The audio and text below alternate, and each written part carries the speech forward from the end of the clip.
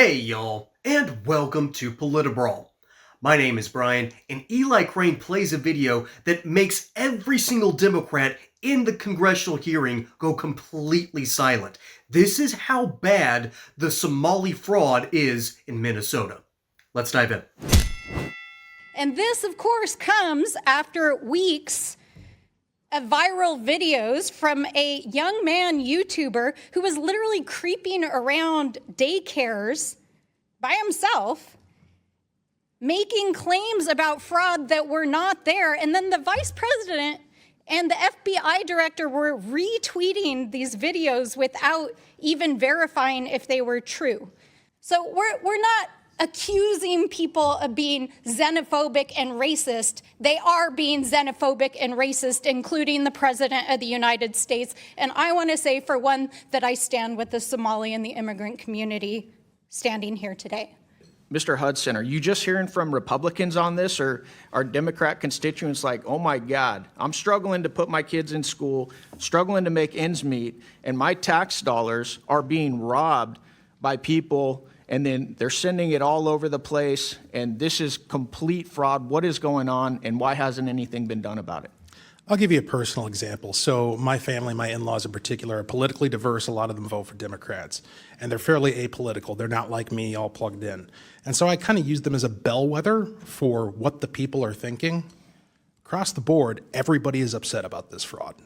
And I'm guessing when you guys bring this up, whether it's to the Walz administration, whether it's to the AG, the number one thing that comes back at you is you're a racist, you're a white supremacist, or you're an Islamophobe. As we've seen Governor Walz now trying to answer for these questions, he's doing it at the national level. Do you guys hear the same thing at the state level as well?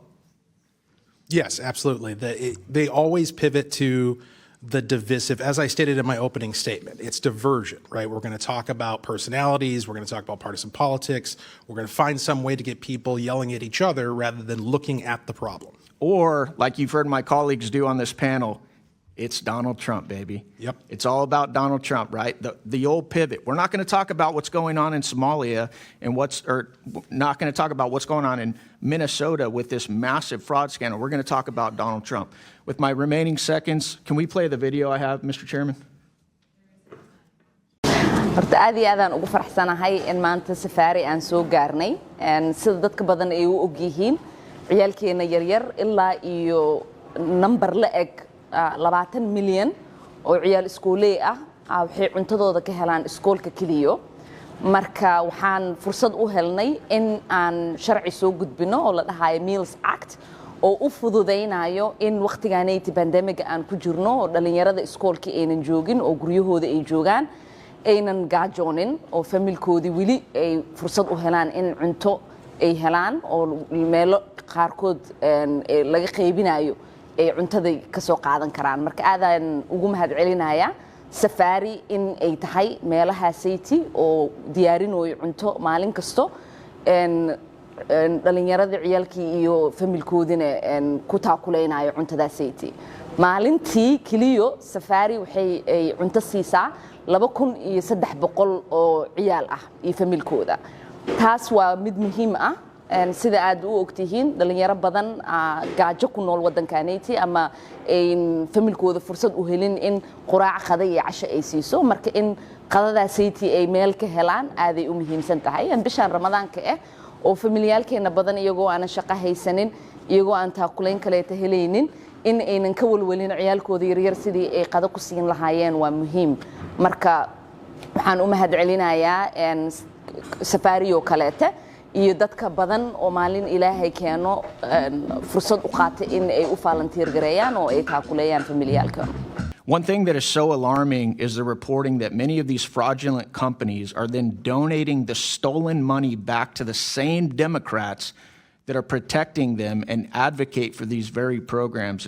Is that correct, Mr. Hudson? I would agree with that statement. Well, we just had one of my Democrat colleagues said these are just opinions. Do you know, are these guys donating money back to Democrats? Yes, they are. I'd like to enter into the record, Mr. Chairman, an article from Breitbart News saying with the title being Database Searches Show Somali Fraudsters Funding Democrat Politicians. So these aren't opinions. Without objection. There's actually reporting on this. Are you guys aware? You guys are elected officials in Minnesota, right? Are you guys aware of the reporting that some of the stolen money is getting funneled back to the Islamic terror group Al-Shabaab in Somalia?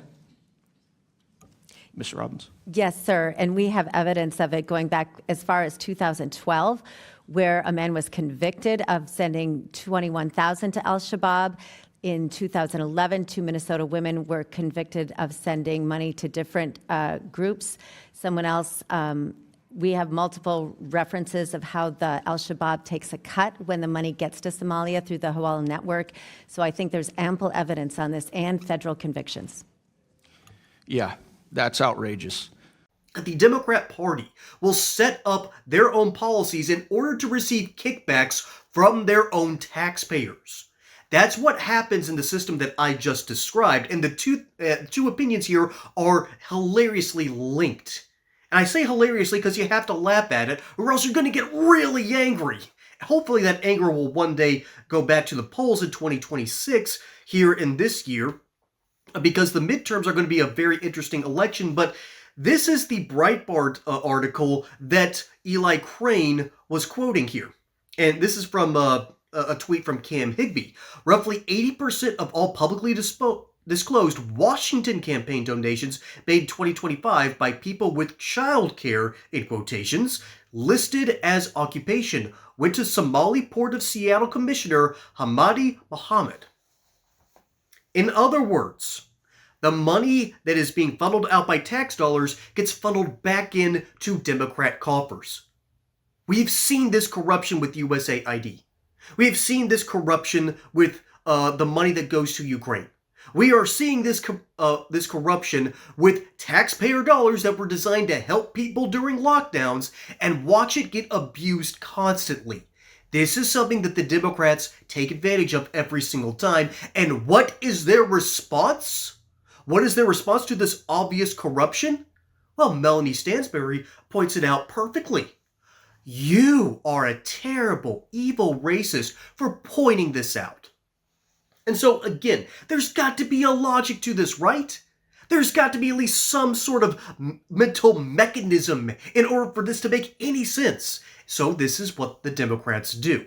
They basically say that all of this wonderful money that is being laundered ultimately winds up telling you that you're a bad person for throwing the baby out with the bathwater. You're noticing corruption, and this corruption is helping people. This corruption, this waste and fraud of your money, your tax dollars, at the state level, at the local level, and occasionally at the federal level, you are then told that if you notice it, you're the bad guy.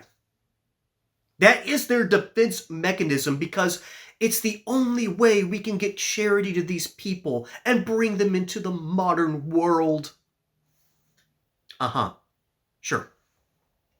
You know, there's this old theory about the American melting pot, and it used to work pretty darn well. Particularly during the Ellis Island days from the 1840s all the way to about World War I. All of these immigrants coming over from Europe, namely from Ireland, southern Italy, parts of Central Europe, and the Nordic nations, they all came over here to these United States, and the vast majority of them started to learn a new language, kept some of their old traditions, brought their cuisine with them, and we even see this a lot in Latino communities here today. But something isn't happening in other communities. This isn't a melting pot anymore, it's a salad bowl, so to speak, where people stay in their little enclaves and they refuse to admit that, hey, the culture that allows them this new life here in the United States, maybe you should take heed of that and start changing a few of your ways. And this doesn't happen in certain blue areas, particularly when it comes to the Somali daycare fraud. This isn't happening. This assimilation does not happen, and the Democrats defend it because of two reasons. It's free money for them and their politicians that comes out of your taxpayer dollars. And the other one is this fake moral high ground where they get to say, this is charity. This is perhaps the biggest lie that the Democrat Party can tell you, that they are pro-charity, particularly when it comes from the taxpayer dollar. No. Charity needs to come from the individual. That is where the best work happens for 501c3 organizations, not from these fake food centers that Eli Crane just exposed, not from these areas that somehow magically funnel money back to politicians. That's not charity. That is a waste. That is fraud. That is abuse. And Democrats will stand by it because they prefer to waste taxpayer dollars than they would give another organization outside of the purview of their controlled government. This is not charity. This is not helpful.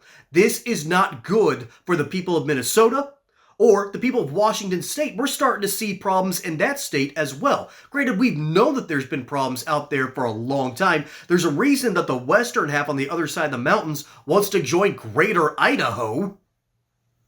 We're watching the Democrats waste your money in real time and then say you are the problem when you notice that the waste is occurring and it does nothing but line the pockets of certain politicians. Nothing about this system is fair, and yet Melanie Stansbury will be out there screaming about how bad you are for bringing it up. Eli Crane, once again, knocks it out of the park. The whole Breitbart article, by the way, is just full of these citizens who have found all of these links to fraud, and Democrats will deny it's happening while they line their pockets with the money. That is how ridiculous this system is. This probably needs to be our biggest issue for the next couple of months. Hopefully others will help pick up on this. Big shout out to Nick Shirley for blowing the doors open on this. By the way, if you're being called a creep by a Democrat, keep doing what you're doing because you are over the target, just like Nick Shirley. Good for you. Keep up the great work, y'all. Till next time, my name is Brian. Hope you enjoyed that segment here on Politibrawl. Don't forget to like and subscribe. Catch you on the next one. Till then, y'all have a good one.